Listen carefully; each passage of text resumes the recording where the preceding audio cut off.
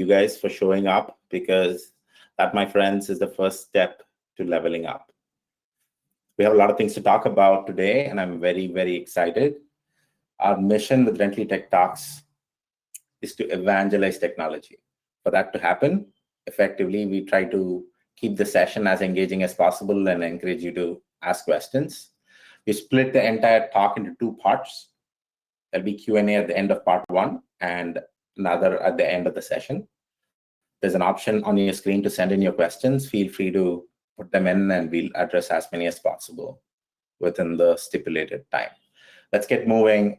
I'll be first talking about Rentley and then present to you the idea of Rentley Tech Talks, and then introduce you to the very talented speakers of the day. First up about Rentley. Rentley is a smart home and leasing automation company that was founded in 2011.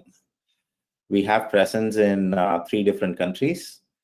The 3 speakers of the event are located at 3 different centers within India. So overall, our market is in the US. That's where all the business operations are. Hardware engineering is done in China, and software engineering in India. In India, like I said, we have 6 different centers, Coimbatore being our biggest center. We also have centers in Kolkata, Pune, Kochi, Chennai, and Bengaluru. Overall, we have about 550 employees, a little over that. And that kind of puts us in a good spot, right? And that's pretty much the reason we wanted to do Rentley Tech Talks, because not only is it an opportunity with 550 odd people coming in from various technology backgrounds and so on, it's not only an opportunity, but more of a responsibility. That's how we see it, to leverage all this talent and foster a technology community, right? And be able to share that knowledge and enable the community to level up and make it a community of technocrats. Who's a technocrat? Somebody that has very strong technology skills and uses that technology skill to address a social problem or societal problem. So we want to build a community of technocrats, and Rentley coming in with so many years of experience, with people across varied experience and varied domains. As thought leaders, we want to keep the discussion going in the community, so that we are able to foster a strong technology community. That being said, talking about strong technology people, I will move on to the next slide. I want to introduce you to the people of the day, Gokul, Nana, and myself. My name is Badri. I work as a group product manager for Rentley. I've been with them for a couple of years. If you had attended the first session of Rentley Tech Talks, you would have heard me and Nana. Gokul is our associate tech lead. He comes in with about 4 years of experience. His technical skills are so solid that I see him being involved in a lot of critical technology projects for us, for Rentley. So thank you, Gokul, for taking time out to do this. Just so that the people on the call understand you better, Gokul, I'm going to ask you a question. What are your latest obsessions, both technical and non-technical? Yeah, thanks, Badri. Technically, I feel happy exploring various technologies, from diving into the latest developments in artificial intelligence, machine learning, and cybersecurity. Speaking about non-technical aspect, I do cooking, and you will see a few examples related to food. Oh, cooking. Can't wait. Thanks, Gokul. I'll quickly move on to Nana. Some of you have seen Nana in the first session. Nana works out of our Calcutta office. She comes in with about 10 years of experience, and she's a very important candidate within the architecture team for Rentley. So she's pretty much involved in all the major architectural decisions that are taken here. Welcome, Nana. Welcome again. I want to start off with a question that's a little more tied to the webinar itself. Last time, it was decided we'll talk on OAuth, but this time you very strongly voted to talk about concurrency and parallelism. Knowing what you do, coming from the background that you do, and having that understanding, why do you think it is important to have this discussion today? Why are these topics important today? So, thank you, Vadri, for your kind words while introducing me. Coming to your question, why these topics are important to be discussed and why multi-trading and concurrency this time. So, as part of the architecture team, we always face multiple challenges regarding scalability, performance, and responsiveness. We always strive to offer solutions that maximize resource utilization and reduce cost. Multi-threading and concurrency are crucial for achieving efficient resource utilization and scaling performance in response to growing computational demands. For instance, when using a web server, how can we enhance its scalability and responsiveness given a reasonable infrastructure? So it becomes essential to us to understand how well any programming language that we are using in our application is able to handle concurrency. Also, what are the limitations and challenges? In the same line, we wanted to share our learning with the other people of the same interest. That is why we have picked this topic. Okay, so I'll let Gokul explain some aspects of multi-threading and concurrency. Over to you, Gokul. Thanks, Naina. Yeah, multi-threading and concurrencies can sound like little tricky topics, but trust me, they are not. I will prove it to you. Let's just first understand about sequential execution.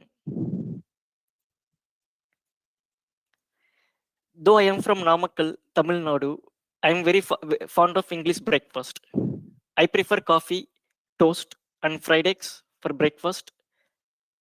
When I was very new to cooking, I was doing things sequentially one by one. I make coffee, then toast, and then the fried egg. It takes 1 hour. That is what sequential execution is. Later, when I became familiar with cooking and found smarter ways to make my breakfast, while the water is boiling, I switch to make the toast and then to start preparing the eggs. Here I switch between multiple items and it's about dealing with multiple items at once. Please note, I am only dealing with an activity, not fully doing it. That's concurrency. Doing a little bit of every task one after the other. By taking this approach, it only takes me 30 minutes to prepare breakfast and the time I have saved, right? Maybe I can use it to read the news. Talking about parallelism, when cooking my breakfast together with my friends in parallel only takes 15 minutes. Here, it's about dedicating resources to do multiple items at same time in parallel. In summary, concurrency is about dealing with multiple items at the same time, and parallelism is about actually doing multiple things at the same time. There are several approaches to achieve concurrency, and I will be talking about threads. Threads give an ability to execute statements independently. Like if I have a big task, I break it down into independent subtasks, and it is just a small independent unit of work. Preparing the breakfast, right? It's a process, and preparing each individual item can be a thread. A process can have multiple threads. That's what multi-thread is. Let's look at this diagram. Usually, almost all the program has one thread by default. That's main thread. Talking about this multi-thread, each thread in a process has its own stack and register. The reason is when you make a tea, you add a sugar, right? Then you switch to make the toast. Then you come back to the tea. Then you do not add sugar again, right? So what do you have to do? You need to have that in your memory that you already added a sugar, right? Similarly, CPU has to store somewhere about the last executed instruction. And that helps them to pause and resume again. That's exactly what context is. And that helps CPU doing context switch. Stack and registers here store information about function calls, local variables, and data specific to the threads. All right. I would like to highlight the presence of GIL in MRI Ruby. Here's what it does. GIL doesn't allow multiple threads to run in parallel, even if multiple CPU cores are available. Like you may ask why GIL, right? But this was introduced to simplify certain aspects. Still, threads are beneficial for IO-bound tasks. Like if you categorize the applications, right, mostly it's of two types, CPU bound and IO bound. CPU bound has plenty of CPU instructions that completely need CPU time. This may not be a good fit for the CPU bound task. Imagine you have plenty of CPU cores and only one CPU core being used for the computation, right? How do you feel? That doesn't improve anything, right? But definitely a great one for IO bound. When a thread is waiting for an IO response, despite the CPU being idle, it does a context switch. The waiting thread in a queue gets a slice of CPU time.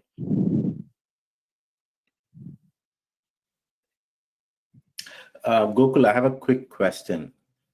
So in terms of, I just want to make sure I understand this correctly, right? So GIL would be beneficial when there is an IO operation. Can you go back to the previous slide, Gokul? Yeah. It'll be beneficial when there is an IO operation. It'll make sure we use the CPU core efficiently by allowing to process one thread at a time. And it doesn't allow the CPU to dedicatedly process a thread and lose efficiency because of waiting, etc. Is that accurate? Yeah, exactly. Okay, cool. Thank you. Thank you. Yeah. Let's quickly see the trend fundamentals. Okay.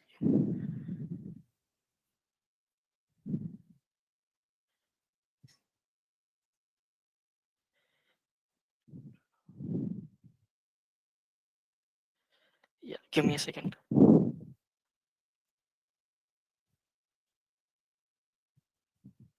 Yeah. Yeah.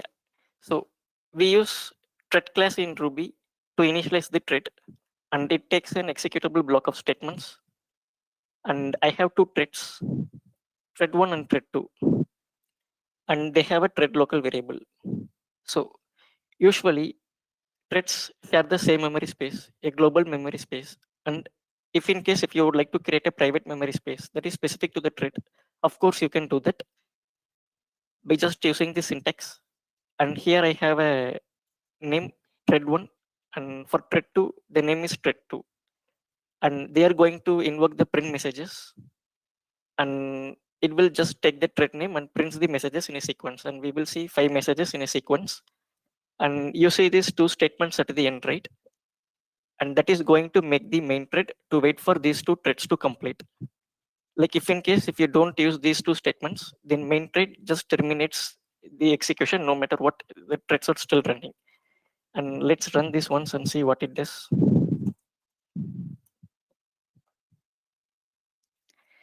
Yeah. By the way, Badri, any idea here? Why do we see these messages in a sequence? Well, I think the CPU is not doing any context switching between the threads. It's taking one thread, processing it sequentially, and then moving on to the next one, like your 1 hour English breakfast. Yeah, yeah, exactly. And let me add one statement that will make a small difference. Maybe let me run once. So now we see the messages in a different order, right? And this statement, I don't call it as an IO bound, but this statement makes CPU idle. And when the thread 1 comes in, that prints a message, and CPU being idle, right? It does a context switch. Now, second thread comes in, that prints a message. And that's why we see the messages in a different order. And context switch due to this sleep statement. Let's understand threads better with one more example. Yeah, give me a second.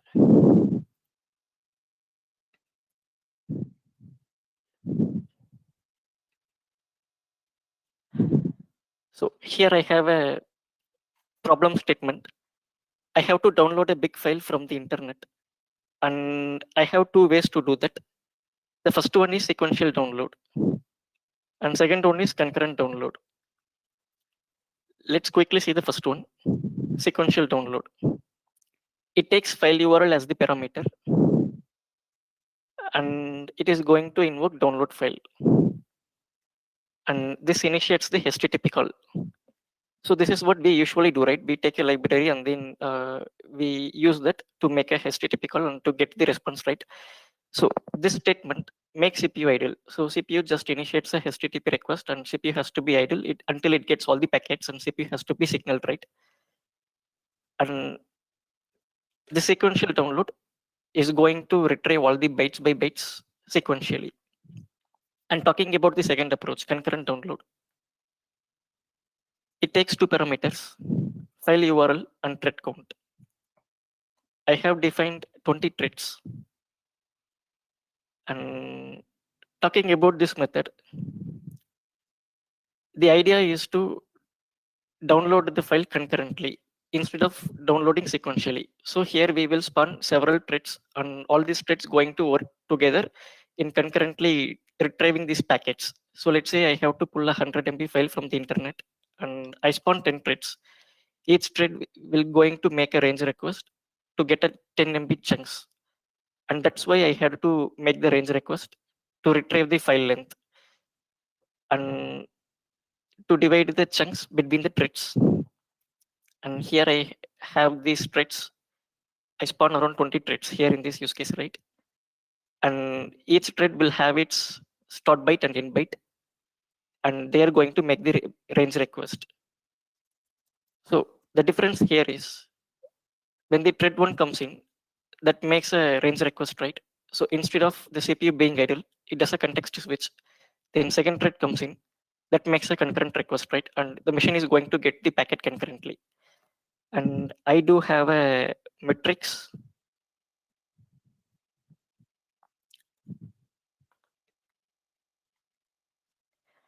And this reduces overall CPU waiting time.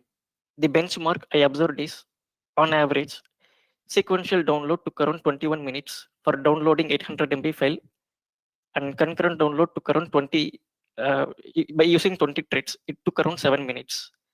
That's 3x performance improvement, right? Yeah. So now we have seen the benefits of concurrent programming. Let's see the challenges with concurrent programming, and I will be talking about race condition, deadlock, priority inversion, and performance bottleneck.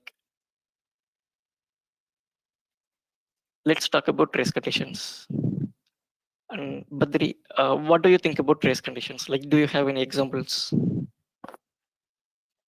You're putting me in a spot. I'm gonna have to rely on my memory from back in school days here.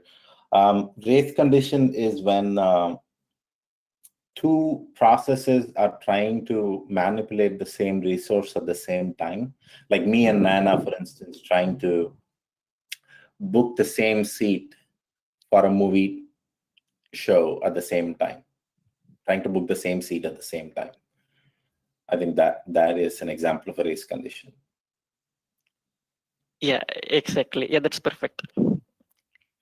When multiple threads try modifying the data concurrently, that doesn't have any synchronization mechanism in place, that leads to the race condition.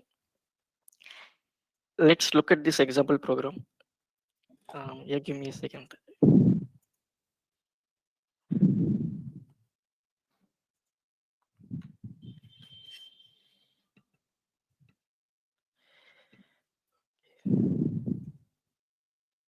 Yeah.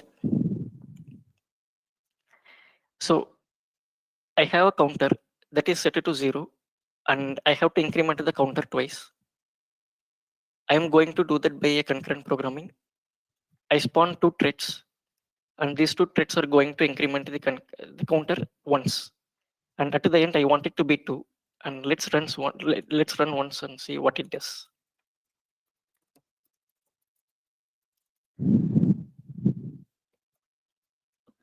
And it says the counter is 1. And this segment of the code that I highlight, right, it's a critical section.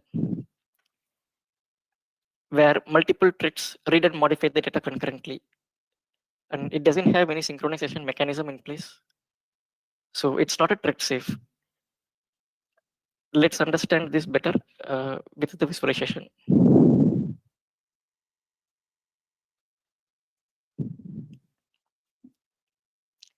So initially the counter is 0. When thread 1 comes in, that is going to initialize the temporary variable by 0. And you see this statement, right? That's a HTTP call. And that is going to do the context switch because CPU idle, right? So now thread 2 comes in. And that is also going to set the temporary variable by 0 again, because it treats counter as 0. And again, thread 2 also has to do context switching, right? Because CPU being idle, it has to wait till the response rate. And then thread 1 comes in again, and it treats the temporary variable as 0, and it is going to increment the counter once, and we will see the counter as 1. And at the end, when thread 1 executes all these statement, right, then thread 2 comes in, and that also reads the temporary variable as 0, and the counter will be set to do 1 again. So now we have a data inconsistency issue, right? And now we have to handle the race condition. Let me go over here.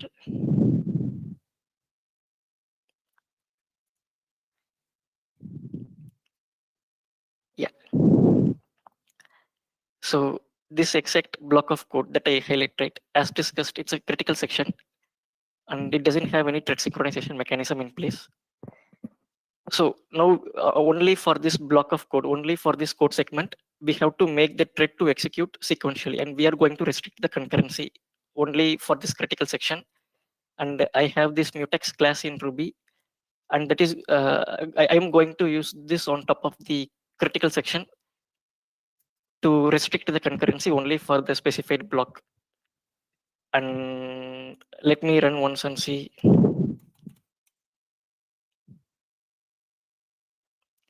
Yeah, now we have the counter as 2.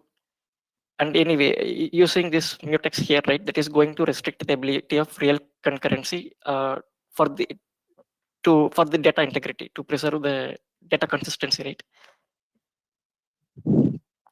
Yeah.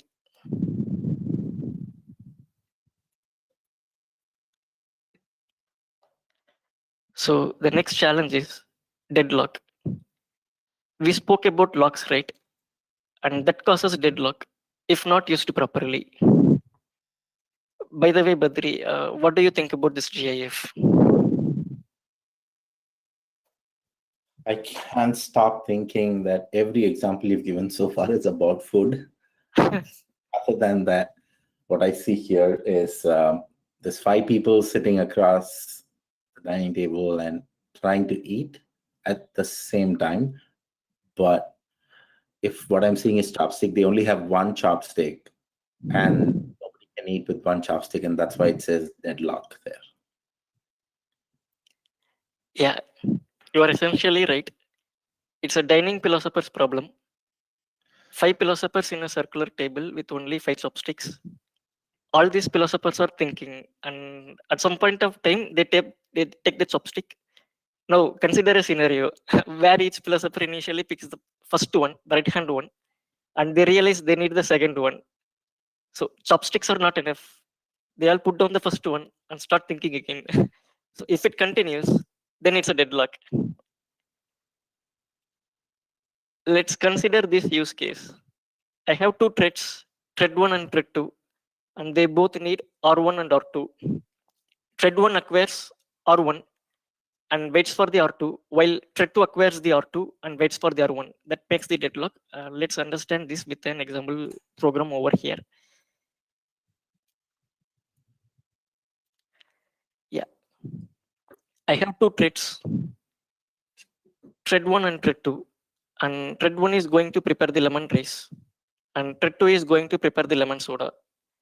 They have lemon and salt in common, and so thread 1 acquires lemon first, and then it does something, right? You see this HTTP call in between, and then it acquires salt. And then there are some statements, and at the end, thread 1 is going to release lemon and salt. And meanwhile, thread 2 acquires the salt, and there are some statements in between, and that also needs lemon, right? It acquires the lemon, and then there are some statements, and thread 2 is going to release the salt and lemon at the end. And now let's run this once. And it says deadlock. So now let's prevent the deadlock, and I will be switching back to the presentation again.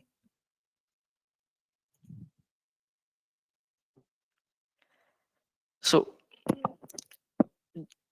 in the example, right, there were two threads, right? Thread 1 and thread 2. Thread 1 was acquiring the locks in a sequence, R1, and then the R2. And thread 2 was trying to acquire the locks in a different sequence, like R2 and then the R1, right? And that makes the deadlock.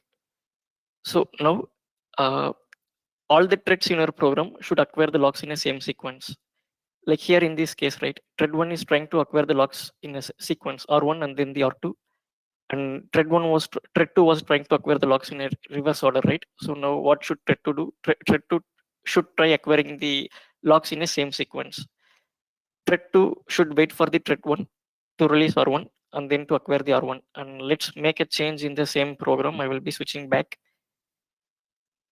to the example. And here I'll be making a small change. So here, instead of thread 2 acquiring the salt first, it shall try acquiring the lemon and then the salt. And I will change this statement as well.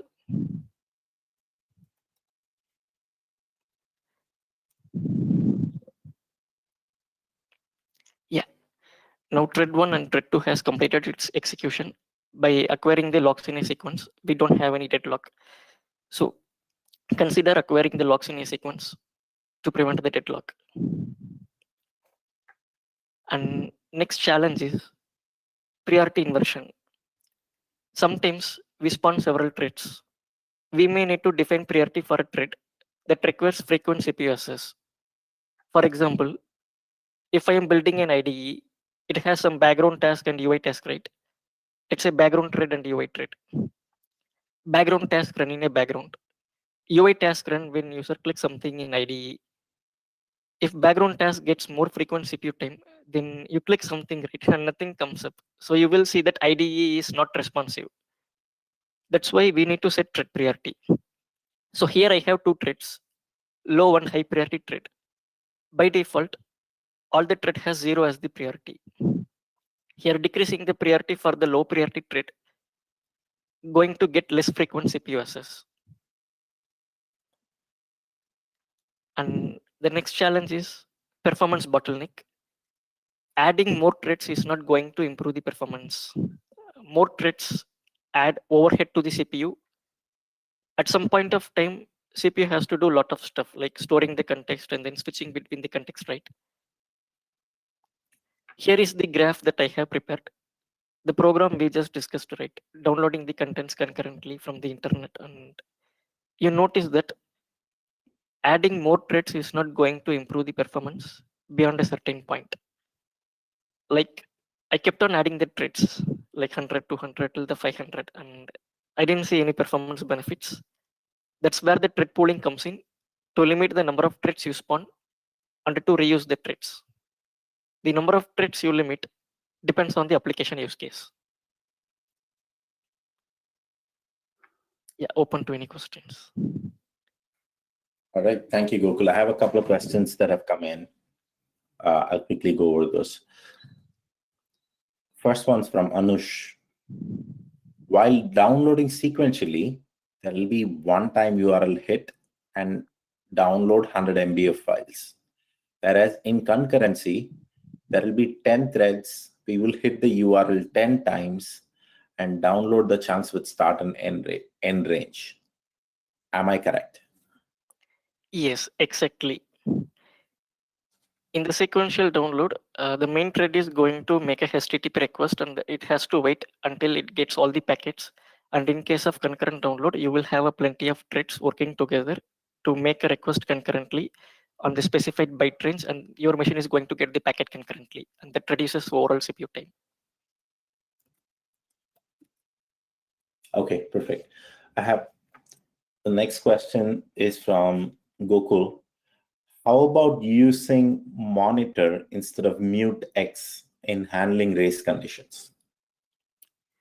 Okay, yeah, of course. We shall use monitor or mutex to synchronize the threads. Monitor has one more feature to notify the waiting threads. Okay. Another question related to mutex. Is semaphore similar to mutex? Not similar exactly.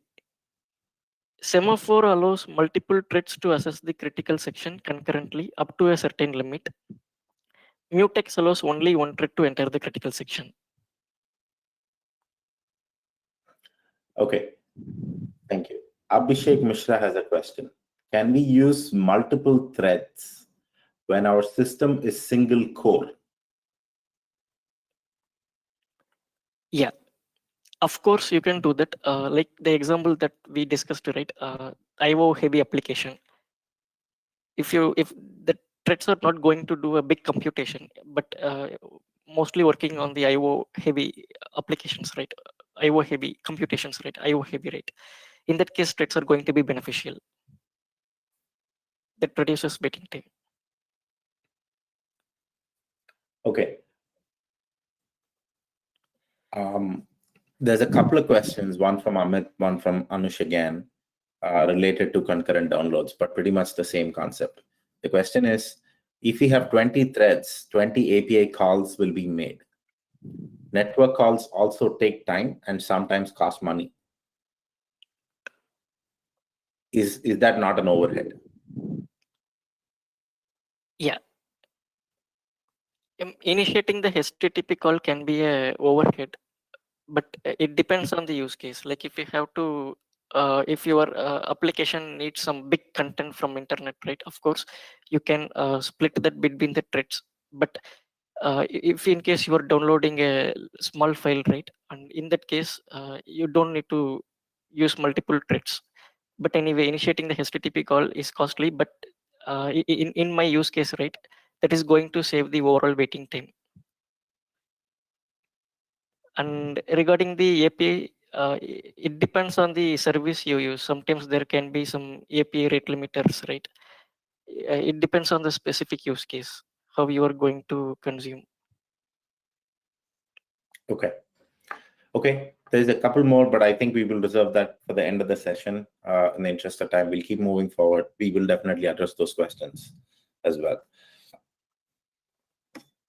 Over to you, Nana. So we have explored the role of threads in achieving concurrency. Let's delve into another powerful concurrency tool called fibers. So we will talk about one challenge. Let's consider a scenario involving a web server with the multiple threads handling incoming requests concurrently. So here each thread processes one request at one time, and some of the requests may consist of IO operations like reading from disk or network port that may trigger context switching. And as Gokul just mentioned during the performance bottleneck challenge and during answering some questions as well, context switching is costly because it needs to save and restore the state of the thread, which consumes resources. So when the operating system is spending time doing context switching, all other requests starts accumulating in the request queue. And longer the requests stays in the queue for, then it will make the response slow. So how about using the same active thread instead of doing context switching many times?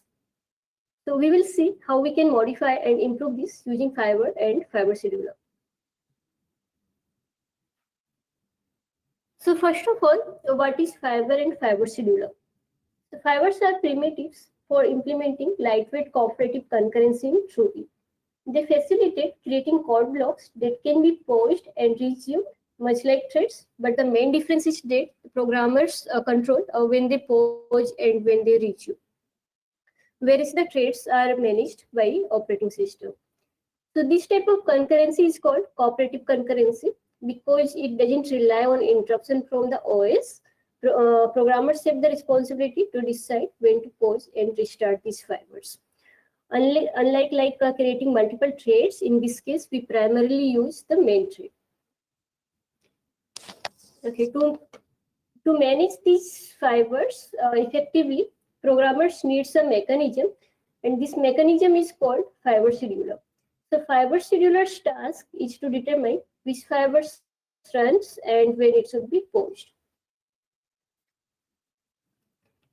Now, coming back to our web server example, let's see how we can implement the same with fibers. So at first, our server should have fibers and a fiber scheduler. And we can handle each request in individual fibers. So when a fiber hits any IO operation, it would yield the control and other fibers can use the resource at that time. So fibers context switching is lightweight because it occurs within the same thread and shares the same memory space and state. So this saved time can be utilized in responding to more requests from the queue. This way, it's going to improve the responsiveness of the application and also maximize the resource utilization too. Now we will see how a fiber scheduler works. So fiber schedulers are similar to thread schedulers of operating systems. All the fibers are maintained in some sort of array, and fiber scheduler runs a loop that picks fibers one by one. And when any fiber runs and hits any operation that would make it wait, such as any sleep statement or any kind of IO operation, it would yield the control and it will let other fiber execute at that time. So scheduler manages the waiting fibers. It runs a wait loop and keeps on checking like if any fiber data are blocked, and it resumes them when the awaited resource is ready. Like if it was waiting for any file operation or IO operation and it is available now, or if it was waiting for some sleep time and its sleep time has elapsed. Okay, now we will see how these things work programmatically. We'll have a demo.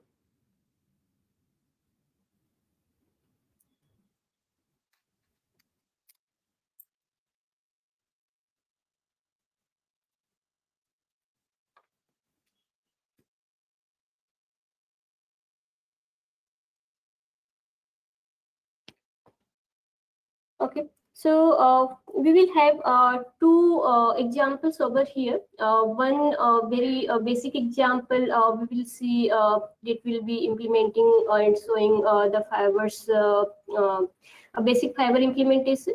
And the second program that we will see will demonstrate how a fiber scheduler works. So over here, we are having a method that implements a fiber.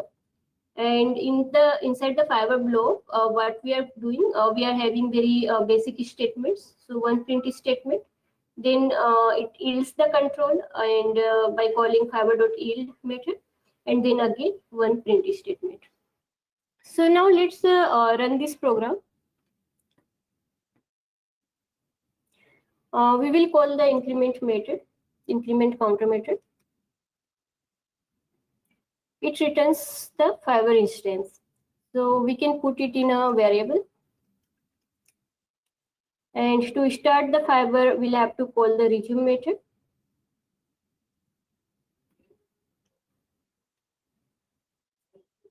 Okay.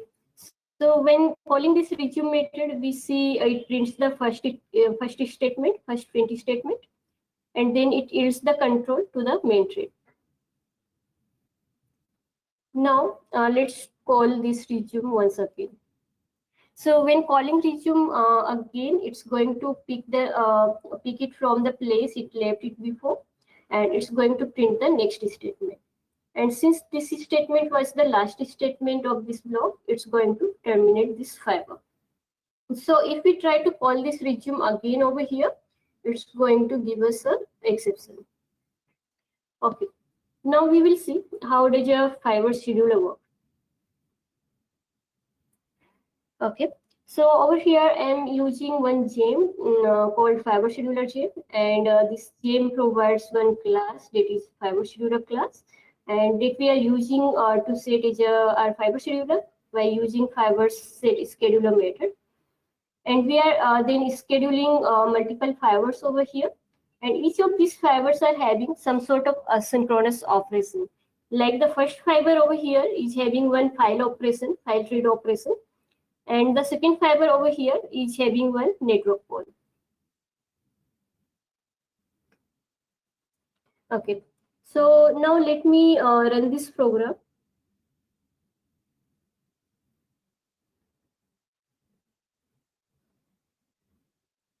Okay, while running this program, we see firstly the main thread has started, and then fiber scheduler has picked the first fiber, and it started executing this first fiber.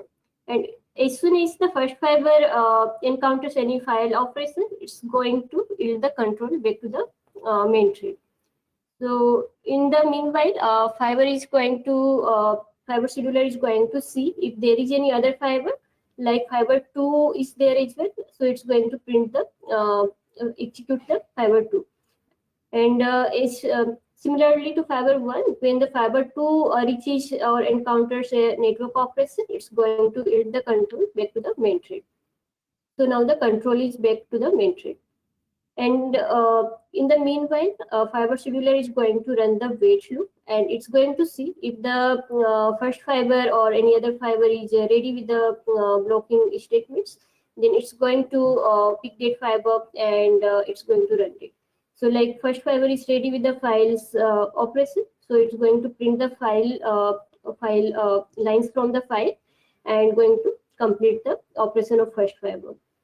Similarly, it's going to see next fiber, and next fiber is also ready with the response, network response. So it's going to print the network response and going to terminate the next fiber as well.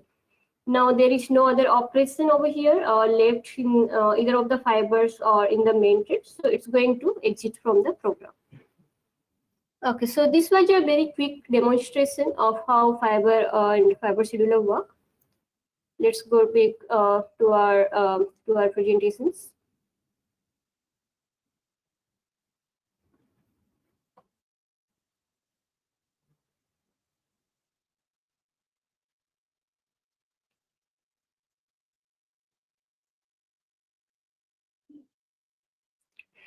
Okay, so till now we have seen how concurrency works in Ruby. But what about parallelism? So like Gokul highlighted before, because of the GIL constraint in MRI Ruby, we can't achieve true parallelism with multi-threading. But still, we can have multi-process parallelism in the MRI Ruby. And apart from that, there are some gems or libraries that can be used to add some sort of parallelism, like parallel gem. And in addition to that, in Ruby 3.0, a new module has been added called rectors. And this is to address some of the thread safety problems to allow multiple threads running in parallel.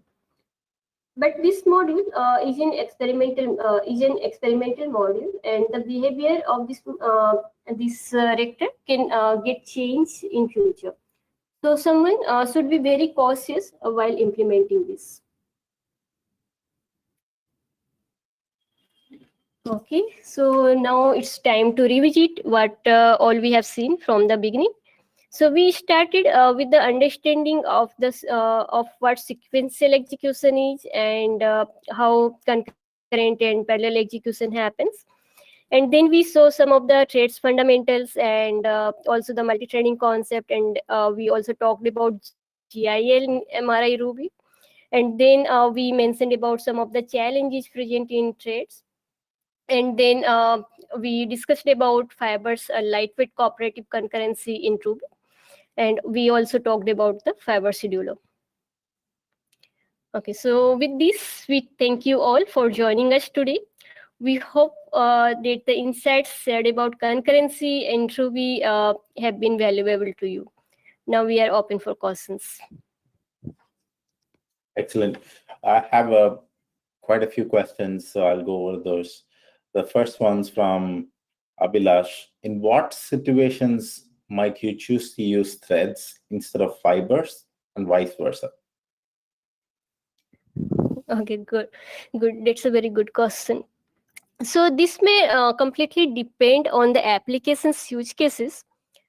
But there are some scenarios like heavy IO bound operations, like Gokul already mentioned during his file download example, and later on, Miss like while answering some questions as well.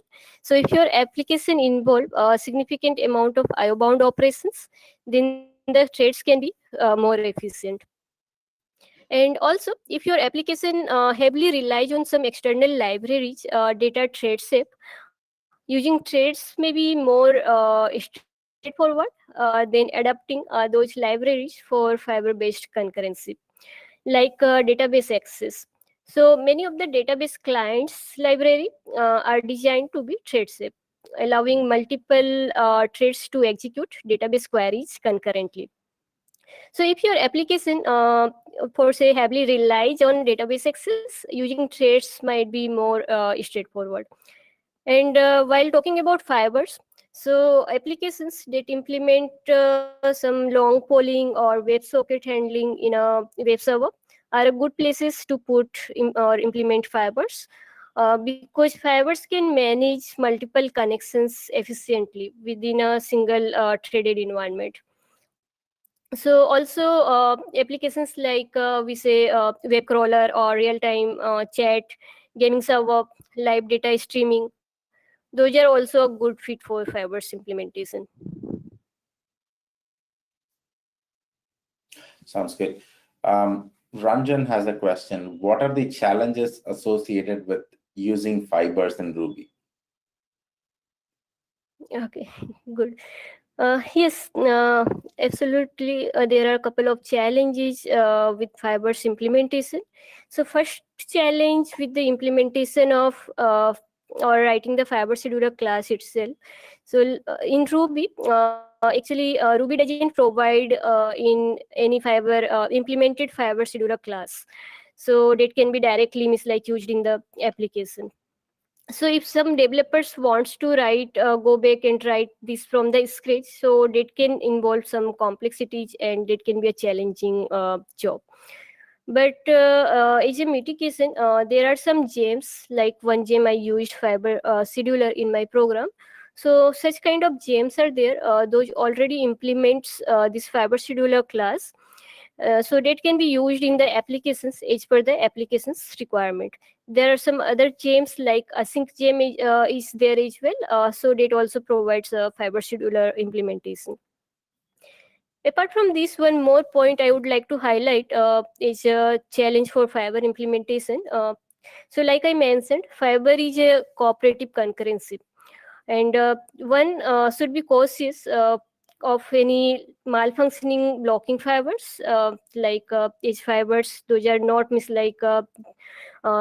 yielding itself voluntarily. So in such cases, it can it may hog the entire CPU, because these are not going to get interrupted by the OS.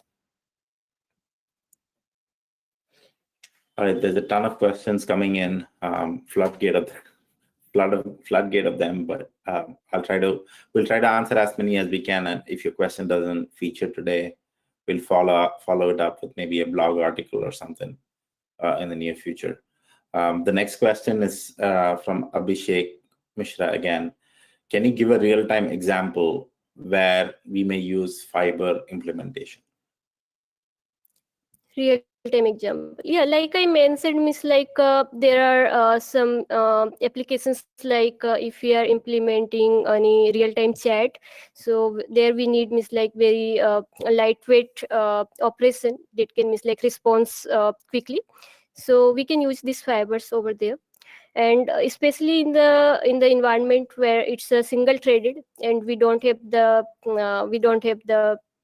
um, kind of like single core system, and we don't have the ability to use the multi-threaded for the parallelism there, then we can use fibers in such kind of environments, because using fibers we can use the same single thread, and we can have multiple tasks implemented.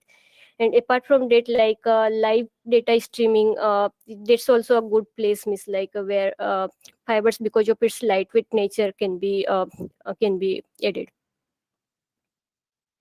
Okay, one last question for the day from Inbasagaran. Can we use fibers and threads together, like multiple fibers instead of a thread? What will be the possible outcomes?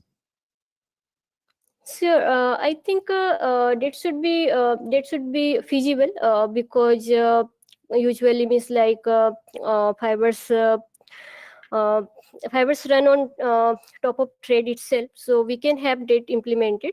But one challenge we may face, so like with Ruby 3.0, we are using non-blocking fibers, and for managing that we are using this fiber scheduler class. So we'll have to set one fiber scheduler on our main thread. So such places, if we are using fiber scheduler, then I think we may not be able to leverage multiple threads in that place. Or even if we are using multiple threads, so we can't set miss like fiber schedulers for each of them. But it still means like in a same application, there can be some places where we can use multiple threads, and also means like we can add the fibers for some cases. Like one example will be to implement the event machine. So if we are implementing event machine in Ruby, so we can still run some web servers like Puma that handles multi-threading for connections. And on top of that, we can implement event machine that will leverage fibers. Okay. Again, that's all we have time for today. If you had posted a question and that hasn't been discussed, we'll certainly reach back to you with the answers to those questions. Excellent. Thank you, Nana and Gokul, for taking time out to do this. That brings us to the close of the day's proceedings, but there is more. We will share some reference material to you over email in the next day or two. Remember, the purpose of Friendly Tech Talks is to foster the technology community and encourage discussions. So any outstanding questions, anything that you guys want to talk about, feel free to write us an email. techtalks@friendly.com is the email, and our domain experts will engage with you. Thank you again so much for joining. Sincerely appreciate your time and effort. Wishing you all the very best in your mission to level up your game. Have a great weekend. We look forward to talking to you again real soon. Take care. Thanks. Bye.